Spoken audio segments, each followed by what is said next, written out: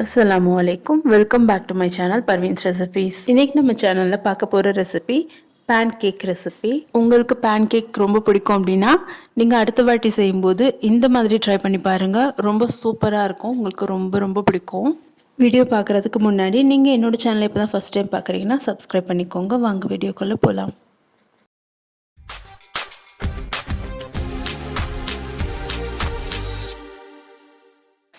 நான் 200 கிராம் அளவுக்கு கோதுமை மாவு சேர்த்துருக்கேன். இது 1 டம்ளர் வருது அப்படின்னா அதிலே எல்லாமே அளந்துக்கோங்க. இதுக்கு 1 டீஸ்பூன் அளவுக்கு பேக்கிங் பவுடரும் கொஞ்சமாக உப்பும் சேர்த்து இதை ஃபஸ்ட்டு மிக்ஸ் பண்ணிக்கிறேன். இதுக்கப்புறமா 3/4 டம்ளர் அளவுக்கு சர்க்கரை, 1/4 டம்ளர் விட கொஞ்சம் ஜாஸ்தியாக எண்ணெய் சேர்த்துக்கோங்க. 1 முட்டை சேர்த்துக்கோங்க. கொஞ்சோன்னு பட்டை இந்த மாதிரி சீச்சு பொடி சேர்த்துக்கோங்க. ஒரு 1/2 டம்ளர் அளவுக்கு பால் சேர்த்துக்கோங்க. இப்போ இதை நல்லா மிக்ஸ் பண்ணிக்கிறேன்.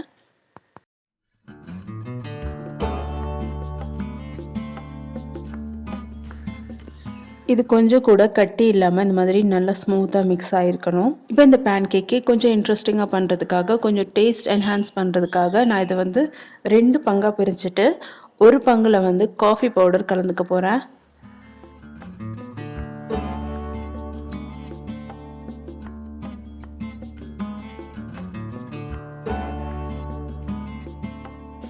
காஃபி பவுடர் உங்களுக்கு பிடிச்ச மாதிரி கலந்துக்கோங்க. உங்களுக்கு ஸ்ட்ராங்கான காஃபி பிடிக்கும்னா கொஞ்சம் ஜாஸ்தியாகவே கலந்துக்கோங்க.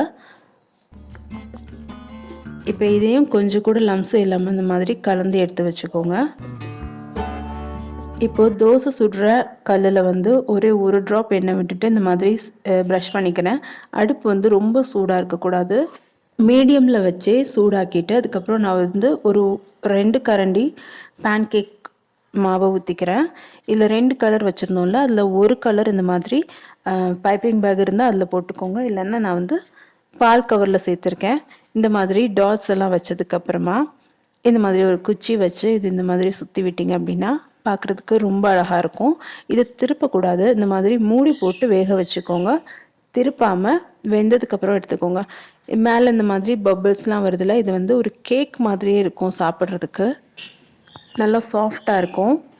இது வேக வைக்கிறது லோ டு மீடியம் ஃப்ளேம்லேயே வேக வைங்க, ஹை ஃப்ளேம் வச்சிடாதீங்க. அப்போ கலர் நமக்கு சரியான கலர் கிடைக்காது. இந்த மாதிரி கலர் மிக்ஸ் மேட்ச் பண்ணி நீங்கள் எவ்வளோ வேணாலும் இன்ட்ரெஸ்டிங்காக உங்களுடைய பேன்கேக்கை ரெடி பண்ணிக்கலாம்.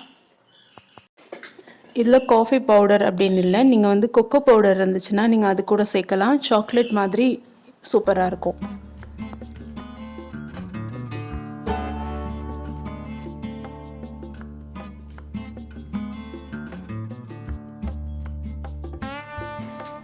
இந்த வீடியோ உங்களுக்கு பிடிச்சிருந்தா இந்த மாதிரி உங்களுக்கு பிடிச்ச மாதிரி நிறைய வீடியோ என்னோடய சேனலில் இருக்குது, அதையும் பாருங்கள். அதில் சிலது இந்த வீடியோவோட எண்டு ஸ்க்ரீன்லையும் வரும். என்னோடய சேனலில் சப்ஸ்கிரைப் பண்ணிக்கோங்க.